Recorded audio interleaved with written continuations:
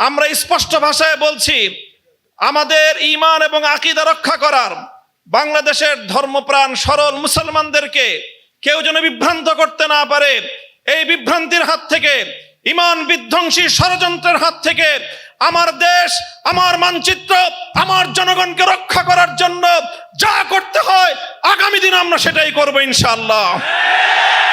ইতিমধ্যে আমাদের মুরব্বীগণ তারা পরামর্শ দিয়েছেন এবং আকারে ইঙ্গিতে তারা স্পষ্ট ভাষায় বলছেন এ কথা, যদি কাদিয়ানীদেরকে অমুসলিম ঘোষণার এই দাবি আদায়ে অব্যাহতভাবে গাফিলতি করা হয়, তাহলে বৃহৎ কর্মসূচির মাধ্যমে, আমির হেফাজত বলেছেন অহিংস কর্মসূচির মাধ্যমে, আমরা বলছি প্রয়োজনে রাজধানী ঢাকা অবরুদ্ধ হবে, অচল হবে, কাদিয়ানীদের অমুসলিম ঘোষণার দাবি আদায় করেই আমরা ঘরে ফিরবো ইনশাআল্লাহ।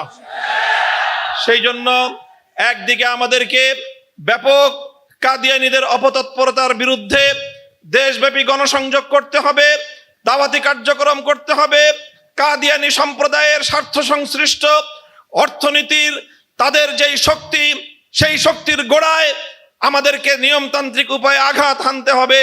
সেই সাথে গোটা দুনিয়ার মুসলিম বিশ্বকে সঙ্গে নিয়ে বাংলাদেশের সকল রাজনৈতিক পক্ষগুলো ঐক্যবদ্ধ হয়ে ইনশাআল্লাহ, ইতিমধ্যে আপনারা দেখেছেন আমাদের দলীয় সংসদ সদস্য জাতীয় সংসদে কাদিয়ানীদের অমুসলিম ঘোষণার দাবি উত্থাপন করেছে। ইনশাআল্লাহ আমাদের যারা সংসদে প্রতিনিধি রয়েছে তারা তাদের এই উচ্চকিত কণ্ঠ অব্যাহত রাখবে, বলেই যাব যতদিন দাবি আদায় না হবে আমরা এ দাবি থেকে এক চুল পরিমাণ পিছপা হব না ইনশাআল্লাহ।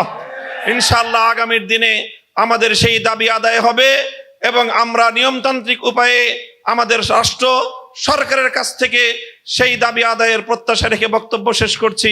ওয়া আখিরু দাওয়ানা আলহামদুলিল্লাহি রাব্বিল আলামিন।